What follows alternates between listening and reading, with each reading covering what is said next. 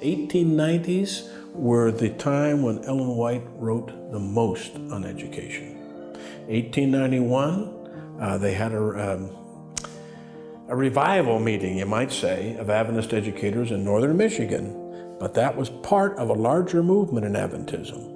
In 1888, there was a reemphasis on Christ and his righteousness and putting the Bible back at the center.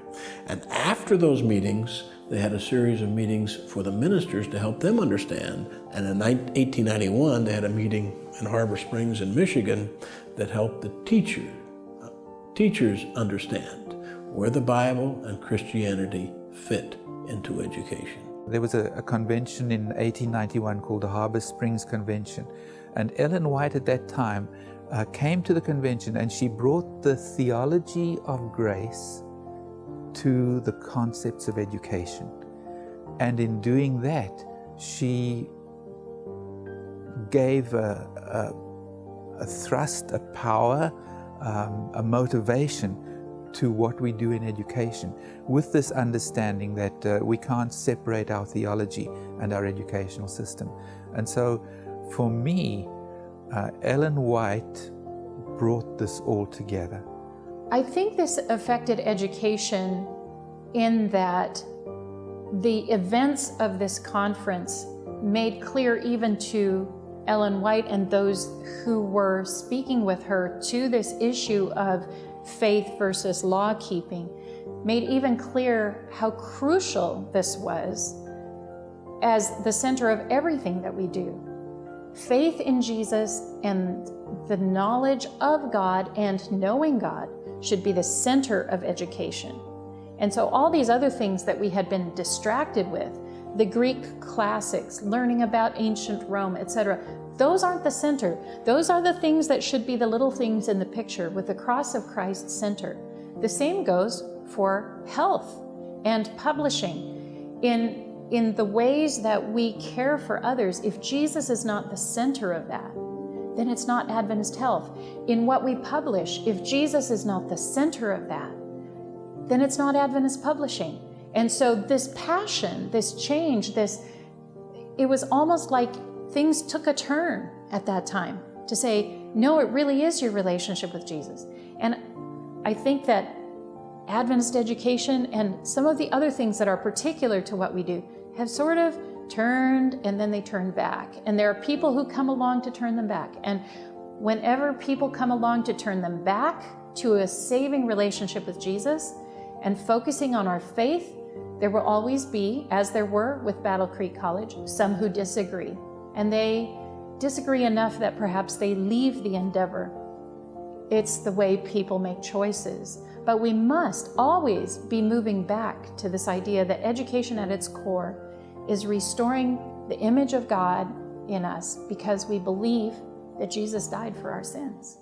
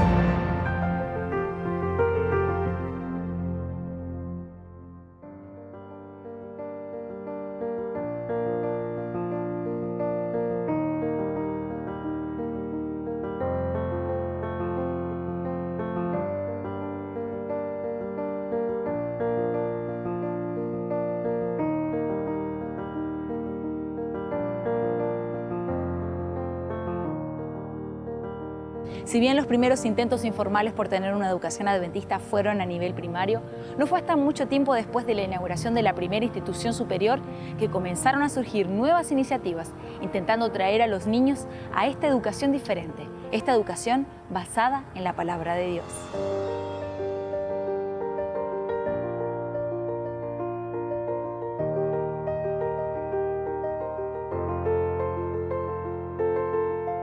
The earliest Adventist primary institutions failed, 1850s, 1860s. But by 1870s, we had a need for training of mature workers, so we developed colleges, and that spread up to the 90s. But when Ellen White was in Australia, she found something she did not find in the United States. Namely, in Australia, they had compulsory education. In other words, children must be in school by the age of 6. The government said they had to go to school. And so she said, we ought to have primary schools where children can go to school in a Christian environment. And she wrote very specifically, where we have churches that have as few as 6 children, we ought to create a school. And here's where Sutherland and McGann really did a good thing. They picked that up and they created Adventist schools all over the place. As a result of that conference, educational convention, there was a real spur by Sutherland, McGann, and others to get some of our college young people, and they tended to favor women, single women, out there into the local churches to start church schools. And the number of church schools just really spiked. Adventist schooling, elementary schooling, after 1895, the number of schools goes straight up.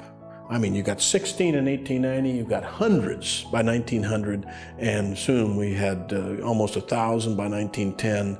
And so the number of schools, this is one of Ellen White's most successful councils. Wherever you have a church with as few as 6 children, we should have a Christian school. O bonito das primeiras escolas adventistas espalhadas pelos Estados Unidos e em outros lugares é que, normalmente, a educação e a igreja caminhavam juntas. Então, não era um sistema educacional paralelo. Eram igrejas-escolas.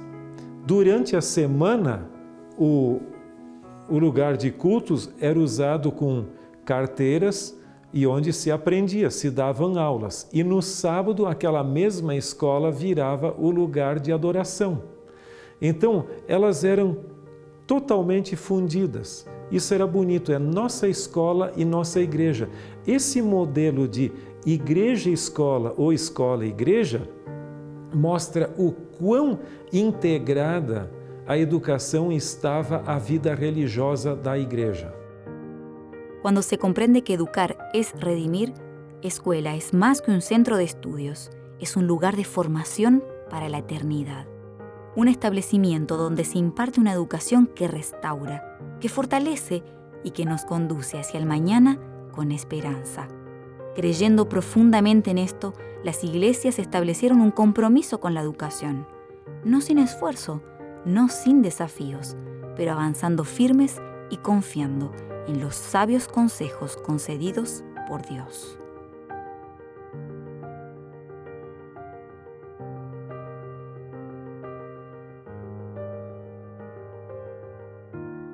The main challenge at first, there were some rather mundane hurdles to overcome.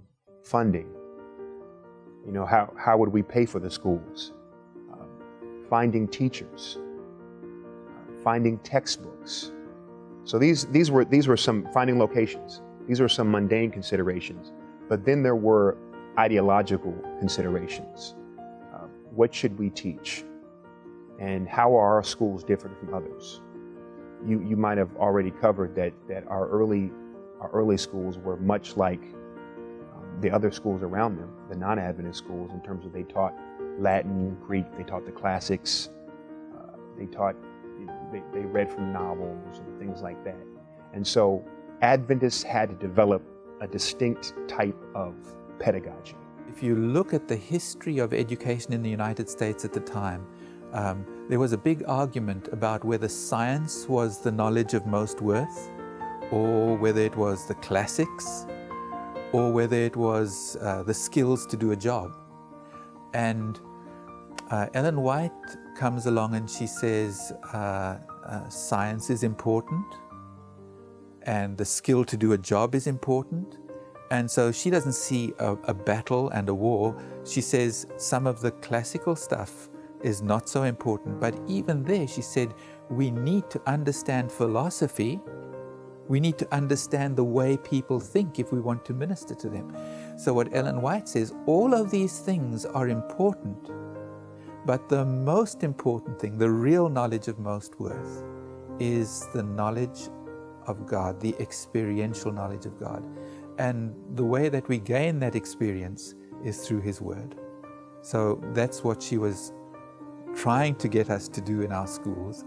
And the challenge was that people didn't really understand this kind of an education. As Ellen White saw what was happening with the early Adventist schools, particularly with Battle Creek College, she saw that the teachers who went out to start schools had been trained at that college. And as that college was leaning more toward a secular approach to education, they were creating little models of themselves to go elsewhere. And she saw that this would not promote the knowledge of God. And so she was very concerned. And I think that's why she got so passionate about it. Because we're going down this wrong track. This wrong track is education. It's going to affect the future of our church. And so I must write about it. Where should it be going? How can we turn this ship another direction? It's the future of our church. Elena de White estaba convencida del valor de la educación. Su relación estrecha con Dios la había llevado a comprenderla y ahora se sentía responsable de explicar y orientar a los educadores adventistas hacia el concepto real de la verdadera educación. Misión que, a diferencia de otras, le tomaría gran parte de su ministerio y su vida, convirtiendo la educación adventista en uno de sus consejos más difíciles de aceptar, comprender y aplicar para los pioneros de su tiempo.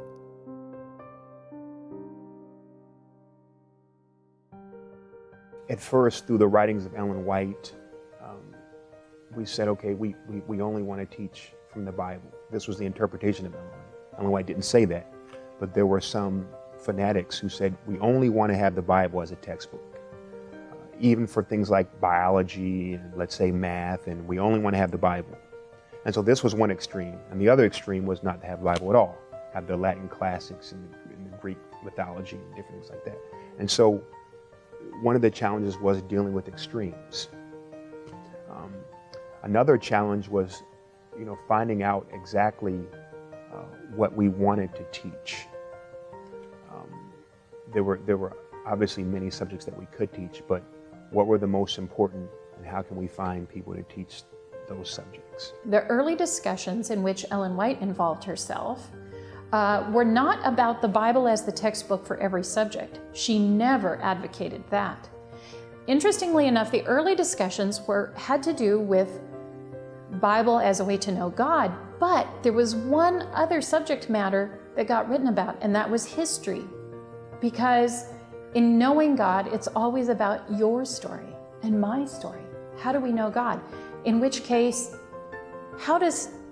what happens with history? And the point that she made in terms of the subject or the discipline of history was, we must address the discipline of history in light of how has God been working through history? What decisions have people been making through history? The whole idea of the Great Controversy is a story of our history and our future and how God works in that. And that has to be a centerpiece of how we talk to students about history. But there are also some other things. We talk about the Bible as God's book, but we also talk about the nature as God's second book. And in Adventist education, we actually spend quite a bit of time on nature and how do we see God as He's revealed in nature. And it's very interesting. I was just reviewing some results from the Cognitive Genesis study that has been done recently from the Center for Research on Adventist Education right here at La Sierra University. And it shows that our students who go through their education integrating things of God with things of science, which is not typical in secular education, actually have a higher ability on the tests of science than do students who are in public school. So the emphasis on the things of God not only doesn't hurt these students when they're studying science, but they actually do better as they look at God's second book, and as they are thinking about science, they're also thinking about God. It's that kind of integration of learning and faith in history, in science, and in the other subjects that makes such a difference. Como adventistas, debemos recapturar o reentender la cosmovisión bíblica. Y desde ese ángulo, entonces acercarnos a las materias que nos toca enseñar, hacer las conexiones naturales, hacer las preguntas que surgen de la materia. O sea, hay que ser cuidadoso.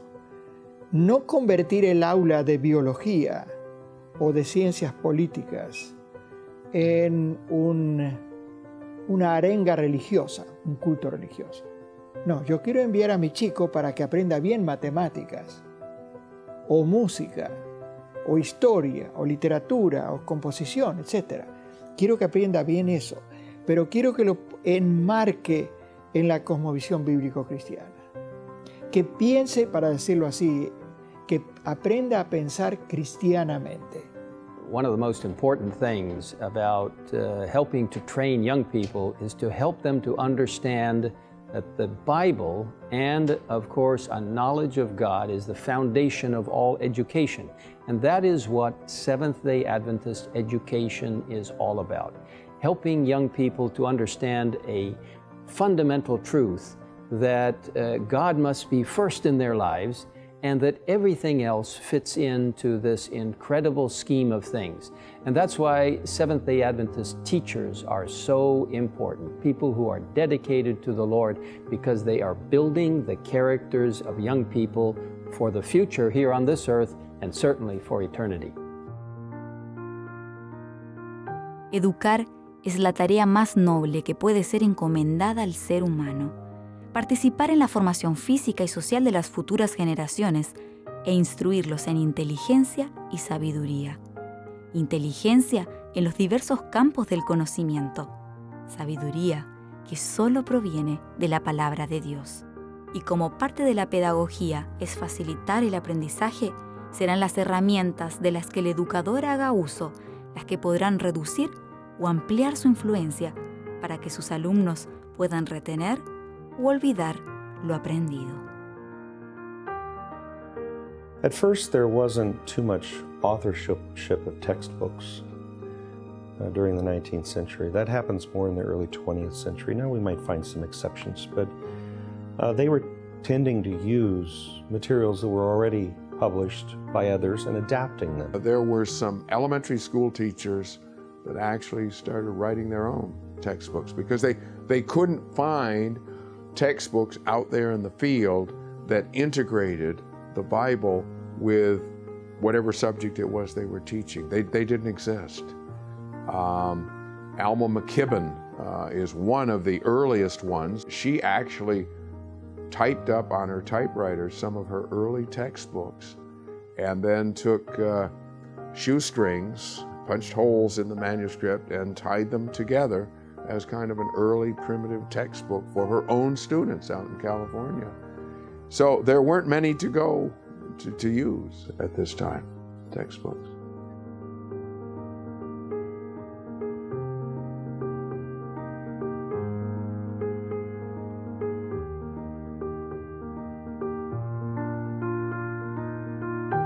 When you come into the 20th century, you see more Adventist publications. I think a name that comes to my mind is W.W. Prescott. Of course, he came to Battle Creek College as well, and he's there during what's sometimes called the early golden years, after the Alexander McLaren debacle and that terrible problem that I mentioned. Soon thereafter, there's one other president in there or something, Little John, I think, kind of tides it over. But W.W. Prescott comes in, and he becomes the president there for several years. and the school enrollment grows dramatically. And although they haven't yet moved away from classics, there is a real attention to proper education. And then he, in later years, would be very much in the forefront of Adventist education and would encourage and also himself even author some textbooks that would be used. Were they all taking us back to the Bible? Some. I think that the ones certainly published by our presses were more message-centered. But this, I think, continued to be a little bit of a problem for us, to have the best, good educational publications, at least in the earliest 20th century. There was a time when Adventists provided most of their own material, but there were not Adventist textbooks early on. This is a rather new phenomenon, although some things were done back during the early days. You know, our publishing work got started before education, so there was something. But we did not have a Seventh-day Adventist textbook company or organization. And so over the years, most of our years in education, we have had to draw on what we would call secular textbooks. And so there were all kinds of ways of approaching those. Sometimes we just purchased those directly from the publisher as they were.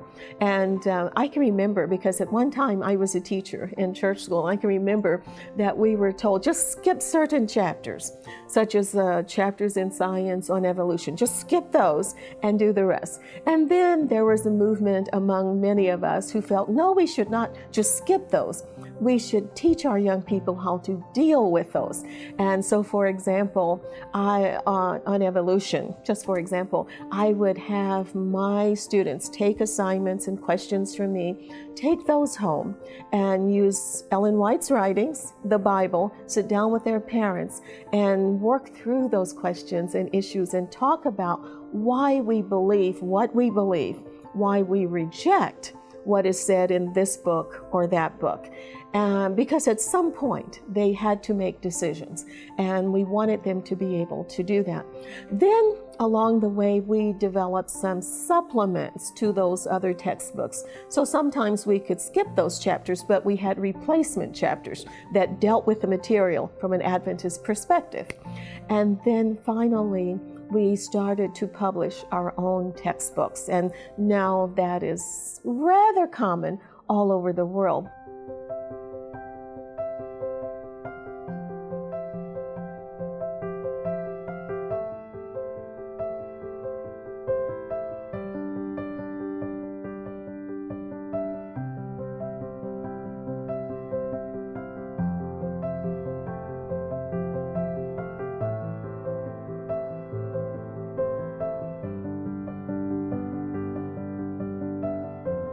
La intención de la educación adventista de comprender todos los niveles de la formación educativa no se limitó solo a las instituciones de América del Norte.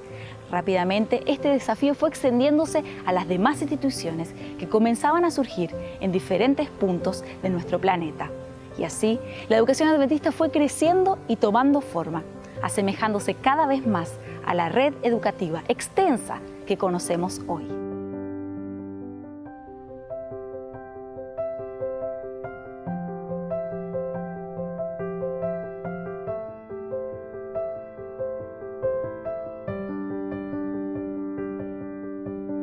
La historia de la educación adventista, si la miramos hoy, en el siglo XXI, nosotros podemos aprender de los errores y de los aciertos. Creo que podemos aprender de los errores, tratar de no cometer los mismos. Y en ese sentido creo que tenemos un desafío muy grande en términos del currículo, de qué se estudia. Porque qué se estudia es como el menú que a uno le dan para comer. Es decir, si yo soy lo que como, yo también soy lo que me alimento mentalmente. Y un plan de estudios es como una receta de cocina. Si le ponemos mucho de esto y poco de esto otro, nos vamos a enfermar porque no está balanceado. Entonces, creo que ese es un aspecto que todavía es un desafío. para los educadores adventistas. One of the interesting things when we look at the history of how we developed our philosophy is that God didn't reveal everything all at once.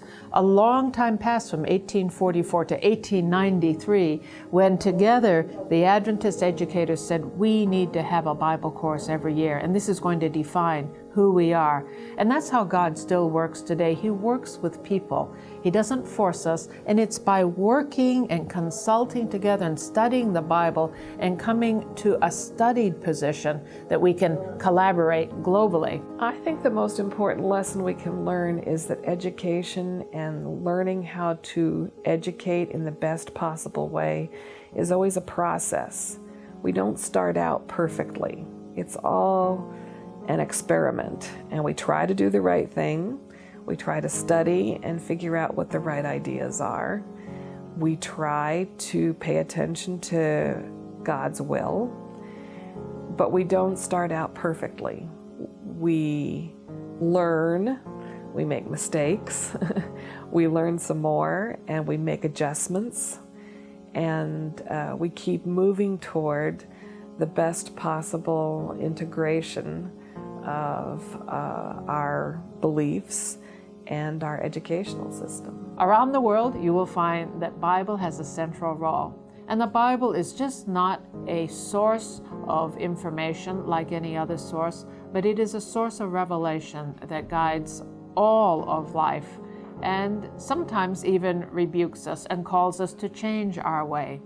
That's something that makes Adventist education unique. The Bible has a preeminent role, and in many of the logos that you see around the world, you'll see that there'll be often a triangle with mind, body, and spirit, and somewhere in that image there will be a picture of the Bible, because the Bible has a defining role. Everything that is done in Adventist education, whether it's the food that you eat in the cafeteria, the way the libraries are organized, and the types of books, all of that is seen through a biblical worldview that affects how we come to know what is true, how we come to know what is good and right behavior, ethical behavior, how we know what is beautiful even. That is also defined by a biblical worldview. Everything in Adventist education is working together to achieve one purpose, character development, to reflect the image of God completely, not just the mind, but completely in our students, and to prepare them for usefulness in this life and to prepare them for heaven ultimately.